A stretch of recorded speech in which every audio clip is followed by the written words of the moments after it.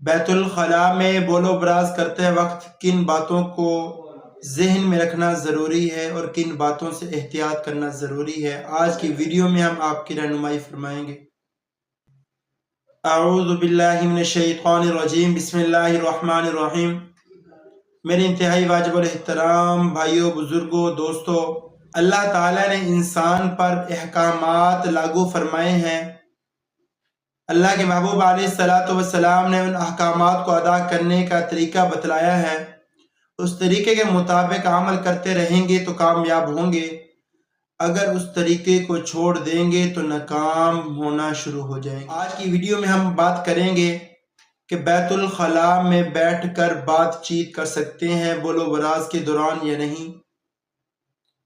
کوئی آدمی باہر سے کوئی بات پوچھے یا کوئی بات کرے، گفتگو کرے، اندر بیٹھا بول و براز کرنے والا آدمی بیت الخلا میں موجود ان باتوں کا جواب دے سکتا ہے یا نہیں؟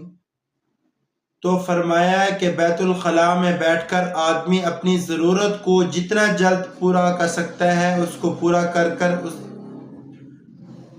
کرے، وہاں سے باہر نکل جائے۔ امر مجبوری ہے، کوئی ایمرجنسی سوال پوچھنا ہے یا اگر کوئی چیز پوچھنی ہے بتا سکتا ہے، مختصر جواب دے سکتا ہے کہ فلاں چیز فلاں جگہ پر ہے، کہ فلاں وقت میں آپ کے پاس میں آؤں گا۔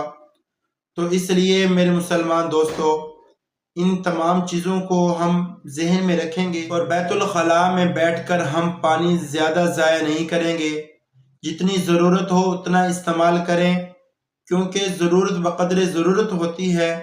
اس لیے اکثر اوقات آدمی بیت الخلا میں بیٹھ کر، آج کل اللہ نے پانی کی فراوانی عطا فرمائی ہے، یہ بھی اللہ کی نعمت ہے، اس پر بھی پوچھ ہوگی، اس لیے جتنی ضرورت ہو اس کے مطابق استعمال کریں تاکہ دوسرے آنے والے انسان کو تکلیف بھی نہ ہو، کو انسان اچھی طرح پاک کر سکے۔ ان تمام چیزوں کو ذہن میں رکھیں گے۔ بیت الخلا کے آداب میں سے ہیں، ان کو پورا کریں گے تو انشاءاللہ ہماری زندگی، ہمارا وہ کام اللہ کے محبوب کے طریقے کے مطابق کریں گے، وہ عبادت ہو جائے گا، وہ عبادت شمار ہوگا، اللہ اجر و ثواب عطا فرمائیں گے۔ اللہ ہم سب کو دین متین کو صحیح سمجھ کر عمل کی توفیق عطا فرمائے۔ اگر آپ چینل پر نئے ہیں تو سبسکرائب کریں، ویڈیو کو شیئر اور لائک کریں اللہ کی رضا کے لیے، وہ بیل والے بٹن کو دبائیں تاکہ ہر آنے والی ایمان افروز ویڈیوز آپ کی دہلیز کو دستک دے سکے، آپ عمل کر کے کامیاب ہو سکیں۔